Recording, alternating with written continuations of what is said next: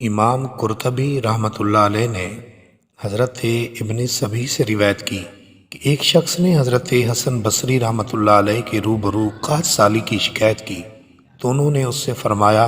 اللہ تعالیٰ سے اپنے گناہوں کی معافی مانگو۔ دوسرے شخص نے غربت و افلاس کی شکایت کی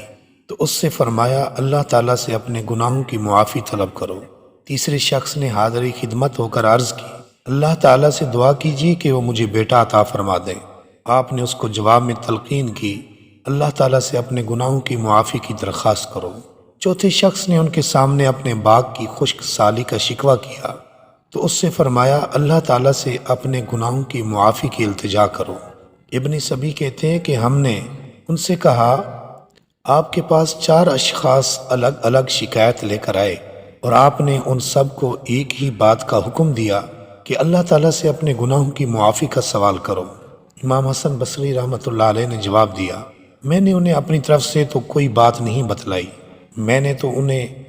اس بات کا حکم دیا ہے جو بات رب رحیم و کریم نے سورۃ نوح میں بیان فرمائی ہے۔ سورۃ نوح میں اللہ تعالیٰ نے ارشاد فرمایا استغفروا ربکم انہ کان غفارا یرسل السماء علیکم مدرارا ویمددکم باموال وبنین وَيَجْعَلْ لَكُمْ جَنَّاتٍ وَيَجْعَلْ لَكُمْ أَنْهَارًا اپنے رب سے گناہوں کی معافی طلب کرو، بے شک وہ بڑا بخشنے والا ہے، آسمان سے تم پر موسلادھار می برسائے گا اور تمہارے مالوں اور اولاد میں اضافہ کرے گا اور تمہارے لیے باغ اور نہریں بہائے گا۔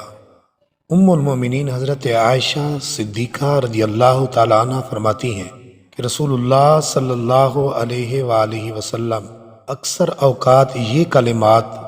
سبحان اللہ و بحمدہ استغفر اللہ و اتوب الیہ پڑھا کرتے تھے۔